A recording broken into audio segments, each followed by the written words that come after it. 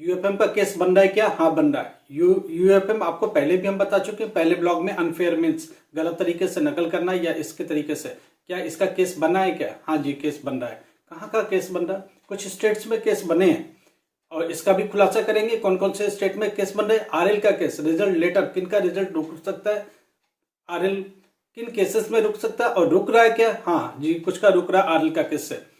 दूसरी बात, हमने आपको बोला था कि रिजल्ट जो 1-2 दिन डिले की बात चल रही है, कोशिश तो ये है कि वो मेकअप कर लिया जाए और जल्दी से जल्दी उससे दे दिया जाए, टाइम पर ही दे दिया जाए। इसकी तैयारी पर क्या अपडेट है ये हम आपसे बात करेंगे। तो ये कुछ बातें हैं जो आज आपसे करनी है, क्योंकि बहुत सारा कंफ्यूजन है। स्टूडेंट डेली पूछता रहता है, बेटर ये है कि उसको अपडेट कर दिया जाए सुबह सुबह, ताकि वो दिन भर अपडेट रहे, उसको पता रहे कि भाई अगला क्या आने वाला है, वो उसके हिसाब से मेंटली तैयार है, उसको क्वेश्चन पूछने की जरूरत ही नहीं है। नहीं तो दिमाग में चलता रहता आज रिजल्ट आएगा क्या, कल रिजल्ट आएगा। बेटर ये कि उसको बता दिया जाए कि अभी तक की इवैल्यूएशन की पोजीशन क्या है, रिजल्ट बनाने की प्रोसेस में कहाँ तक पहुंचे हैं, ये सारी बातें उससे हमको शेयर करनी है।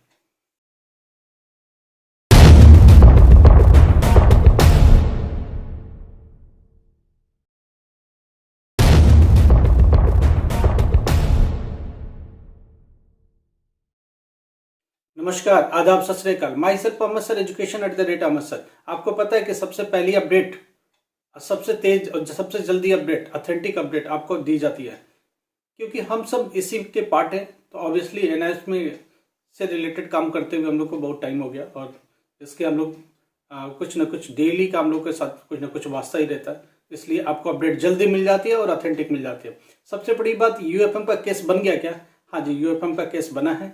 कौन कौन से स्टेट्स में बना है मैं आपको बता देता हूँ। स्टूडेंट बार बार पूछ रहा है किधर बना है। यूएफएम का केस हरियाणा के अंदर कुछ बना है, राजस्थान में और बिहार में। ये यूएफएम के केस बने हैं, मैं आपको बता देता हूँ। यूएफएम के केस में क्या होता है, यूएफएम का फुल फॉर्म क्या होता है? Unfair means. अब क्या हो रहा है कि पूरी क्लास में नकल हुई है, चलो नकल हुआ, कैसे हुआ वो डजंट मैटर। पहली बात तो ये होनी नहीं चाहिए।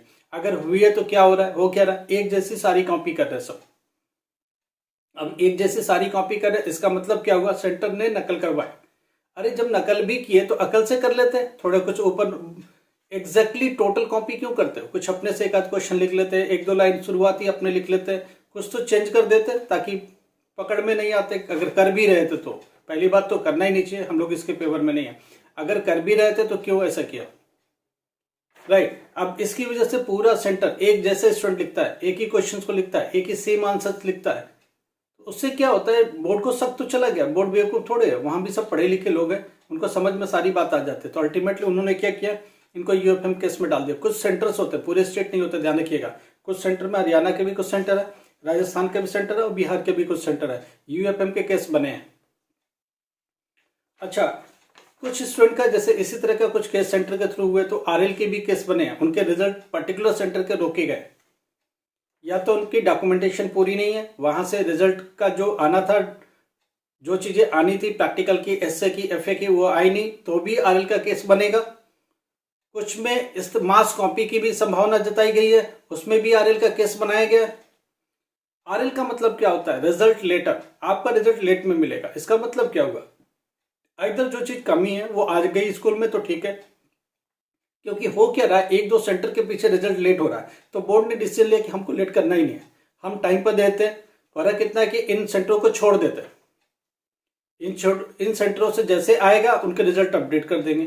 क्या होगा, 1 हफ्ते बाद आ जाएगा, 4 दिन बाद आ जाएगा, 10 दिन बाद आ जाएगा, अपडेट हो जाएगा ऑटोमेटिक, तो उनका भी रोल नंबर और रिजल्ट दिखेगा। तब तक आरएल करके आता रहेगा, अपडेट होने के बाद वो भी ओपन हो जाएगा। क्या इशू है, कैसे इशू है, वो बोर्ड देखेगा और एआई सेंटर मिलकर आपस में ठीक कर लेंगे। तब तक के लिए इनकी वजह से सबका रिजल्ट ना रुके, बोर्ड ने ये डिसीजन ले लिया, क्योंकि अब डिले करने का उनका मूड नहीं है, वो नहीं चाह रहे, मगर हो जाता है कई बार। अब इस तरह की चीजें डिले आ रही है तो उनको लगा बहुत ज्यादा डिले ना हो जाए, तो बेटर ये है कि रिजल्ट को टाइम से दिया जाए। तो अभी का रिजल्ट 20 दिसंबर को ही देने का मूड है बोर्ड को, ठीक है, एक आध दिन ऊपर नीचे लेके चलना, राइट। कोई बड़ी अनहोनी नहीं होती है तो इस डेट पर आपको मिल जाएगी, ठीक है। सरकारी काम है बहुत। एक स्टूडेंट क्या बोलता है, सर अब आप कह रहे हो कि लेट होगा। अरे भाई ये सरकारी काम है, बहुत ध्यान से समझो, ये सरकारी काम है और सरकारी काम में 75 अड़चने होती हैं। और सरकारी काम करने का तरीका आपको नहीं पता क्या, सरकारी बाबू कैसे काम करते हैं पता नहीं है क्या? आज 4 बज गया, काम खत्म। अब छोटा सा काम 1% भी रह गया तो वो 4 अगले दिन हो जाएगा, तो एक दिन अपने आप चला जाता है। और जब डेटा ही पूरा नहीं होता है, किसी तरह से डॉक्यूमेंट्स पूरे नहीं हो रहे, डेटा पूरे नहीं हो पा रहे, तो क्या होंगे? तो ये सारी बातें हो रही है। आप कुछ क्वेश्चन ले लेते, एक बात तो तय हो गई, 20 तारीख के आसपास ही रिजल्ट आ रहा है। एक आध दिन कोई ऑफिशियली किसी वजह से लेट हो गया तो हो गया, नहीं तो अभी लेट करने के मूड में बोर्ड नहीं है। बोर्ड डिसीजन ले रहा फटाफट कि हाँ भाई डिले हो रहा तो उनको छोड़ो, आगे बढ़ो, इस पर बात चलिए, ठीक है, यही काम हो भी रहा है। अब हम लोग कुछ बात कर लेते हैं, जैसे सपोज करो कुछ बात है, कुछ स्टूडेंट का क्वेश्चन है, हमने प्रैक्टिकल नहीं दिया, थियरी एग्जाम दे दिया, तो क्या होगा? पहली बार डेटा एंट्री में उनका क्वेश्चन है, डेटा एंट्री में पास होने के लिए कितने मार्क्स चाहिए? 40 मार्क्स का अगर पेपर है तो 13 चाहिए, 10 के आसपास भी अगर है तो सही, आप पास हो जाओगे। 12th क्लास की बात हो रही है, 10th क्लास की बात बिल्कुल नहीं हो रही है, राइट। अब क्वेश्चन ये है कि उन्होंने कितने मार्क्स का सही किया वो हमको बताया नहीं। अगर 7, 8, 9 भी करा तो घीच घाच के पास हो जाएंगे, कोई प्रॉब्लम नहीं है। मगर अभी ये कह रहे कि प्रैक्टिकल में गए नहीं, अगर आप प्रैक्टिकल में अपियर नहीं हुए तो आप फेल अभी लिख के आओगे, लिख के आएगा SYCP, still yet to be clear practical. तो अभी जब रिजल्ट आएगा, अगर आप थियरी में पास हो जाते हो, SYCP लिखा है उसके आगे, आप एग्जामिनेशन फीस इमीडिएटली भर देना और उसके बाद अप्रैल में प्रैक्टिकल दे देना सिर्फ, तो आप पास हो जाओगे। रिजल्ट जैसे भी किसी का भी रिजल्ट आए, कुछ भी कम ज्यादा हो, घबराना नहीं।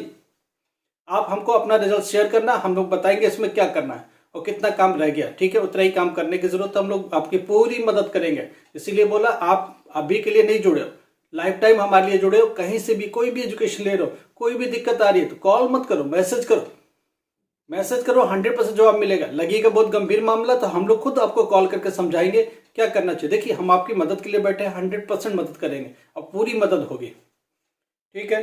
यूनिवर्सिटी में चले गए, कोई दिक्कत हो रही है, अभी जैसे पास हो जाएंगे सारे 12th क्लास हो गए तो क्या होगा? इनका ये कई यूनिवर्सिटीज एडमिशन ऑलमोस्ट क्लोज कर चुके, नहीं मिलेगा। हमने बोला हम लोगों के पास अपनी यूनिवर्सिटीज है, हम लोग बहुत सारी यूनिवर्सिटी को कनेक्ट करके रखे हुए हैं। उन यूनिवर्सिटी में 2 सेशन चलता है, एक जुलाई का सेशन है जो एडमिशन बंद हो गया, एक दिसंबर सेशन है जिसका एडमिशन चल रहा है। इस दिसंबर वाले सेशन में आपको एडमिशन दे देंगे, 2024 में ही आपका हो जाएगा, 2024 में ही 1 साल हो जाएगा आपको, तो हार्डली 3-4 महीने का फर्क पड़ता है और आपके ये साल बच जाता है। तो हम लोग मदद करेंगे। और ऑनलाइन एग्जाम में कहीं बैठे रहो हिंदुस्तान के किसी कोने में, आप कोई जॉब भी कर रहे हो तो एप्लीकेबल हो, आराम से ऑनलाइन एग्जाम दे रहे हो, कहीं से भी बैठे रहो ऑनलाइन एग्जाम दे रहे हो, डिफेंस में, गवर्नमेंट में, कहीं भी अप्लाई कर सकते हो इजिली, कोई प्रॉब्लम नहीं है। तो ऐसी यूनिवर्सिटीज हैं जो ऑनलाइन एग्जाम्स करा रही है, आप कहीं बैठे रहो, ऑनलाइन एडमिट कार्ड, एग्जाम सब कुछ ऑनलाइन होगा और हम लोग आपके साथ बैठे रहेंगे टिल जब तक कि ग्रेजुएट नहीं हो जाते। अगर ग्रेजुएट हो गए तो पीजी के लिए भी हम लोग परस्यू कर सकते हैं, यही है ऑनलाइन एग्जामिनेशन के थ्रू।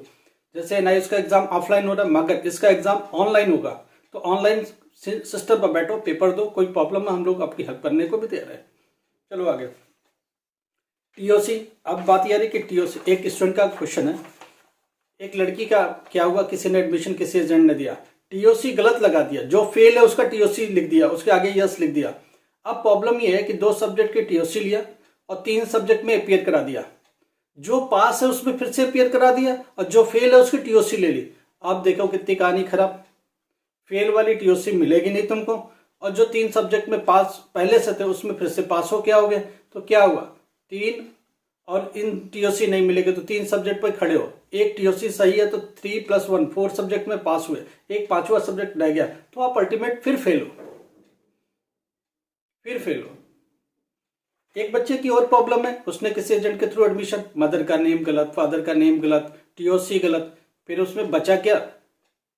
इतना करेक्शन बोर्ड नहीं करता, बोर्ड इतना करेक्शन नहीं करता, फादर गलत, मदर गलत, सब कुछ बोर्ड बोलेगा सारी मार्कशीट बदल रहे हो क्या आप, किसी और की मार्कशीट अपने नाम कर रहे हो, सीधी सी बात, ये नहीं रिजॉल्व होगा, बहुत मुश्किल काम है। तो बेटर ये है कि अक्टूबर का फिर से एग्जाम का फॉर्म भरो और दे दो। और ये मत सोचना CBSE से फेल हो गया है वो, आप री दे के CBSE में पास हो जाए, इतना आसान नहीं है। तो बेटर ये है कि एक बार अगर किसी बोर्ड में फेल हो गए तो आप NIOS के थ्रू जरूर चलते रहना, क्योंकि एक ऑप्शन आपके पास जरूर होना चाहिए, ध्यान रखिएगा, अदरवाइज बहुत मुश्किल हो जाएगी आपके लिए, ठीक है। एक और गर्ल का, झारखंड की एक लड़की का कल मैसेज था, हमको देख के बहुत हैरानी हुई और तैज्जुब भी हुई। आप किसी एजेंट को पैसा दे देते हो, वो आपको पास करा के देता है, आपको मार्कशीट ला के देता है, पता चला वो मार्कशीट कलर्ड प्रिंटर से निकाला गया, फेक मार्कशीट था। वो जब ऑनलाइन रिजल्ट चेक कर रहे 2014 का मार्कशीट लेकर 1 साल पहले उसको दे दिया, उसकी वजह से उसने रख लिया उसको। अब वो जब चेक करने लगे, अब मेरे को भेजा सर चेक करके बताना, वो पूरा ही फ्रॉड था, फेक मार्कशीट था, कलर प्रिंटर पर निकाला गया मार्कशीट था। तो प्लीज एजेंटों से बचे, ये कुछ भी मार्कशीट आपको पकड़ा देंगे और लाइफ में आपके लिए बहुत दिक्कत हो जाएगी। मैं आपको बताता हूँ, सब कुछ ऑनलाइन है, सब कुछ डिजिटलाइज है, गलत चीज अब चलेगा नहीं और गलत चीज को आप लेके आगे जा नहीं सकते, ध्यान रखना आपको। इसलिए बहुत ध्यान रखिएगा, डिजी लॉकर में ये चीज मिलेगा भी नहीं तो आपके लिए बहुत ही दिक्कत खड़ी होने वाली है। तो सबसे बेस्ट तरीका ये है कि आप अपने एग्जाम में खुद बैठो, खुद एग्जाम दो, ठीक है। कोई किसी ने थोड़ी मदद कर दी तो बात की बात है, मगर कम से कम आप जेन्युइन कैंडिडेट तो एग्जाम में बैठ रहे हो। आपको आपके हाथ में आई कार्ड है, आपके हाथ में एडमिट कार्ड है, आपके हाथ में सारा डॉक्यूमेंट है और सारा डेटा से आप अपडेटेड हो। Thank you so much. अगर किसी चीज एनआईएस को लेकर के, किसी भी बोर्ड को लेकर के आपको एजुकेशन से रिलेटेड प्रॉब्लम है, यूनिवर्सिटी में एडमिशन नहीं मिल रहा है, आप हम लोग को बताओ, हम लोग पूरी मदद करेंगे। आपको मदद के लिए ही बैठे हैं, मगर मैसेज पहले करो, नाम लिखो, सिटी लिखो, क्लास लिखो, हम आपकी पूरी मदद करेंगे। अगर एनआईएस से रिलेटेड प्रॉब्लम है तो कोशिश करो आई कार्ड भेज दो या roll number, date of birth भेजो, ताकि हम लोग देख सके जेन्युइन प्रॉब्लम है कहाँ से, उसका बेस्ट सोल्यूशन हो क्या सकता है। तो हम लोग कोशिश करेंगे उसको पूरी सुलझाने की, ठीक है। आपके साथ हमेशा है और हमेशा से ही रहेंगे, कभी भी 10 साल बाद भी। इसलिए हमारे साथ जुड़े रहने का क्या फायदा है, 10 साल बाद भी आप हमको मैसेज करोगे तो याद रहेगा, हाँ ये स्टूडेंट है।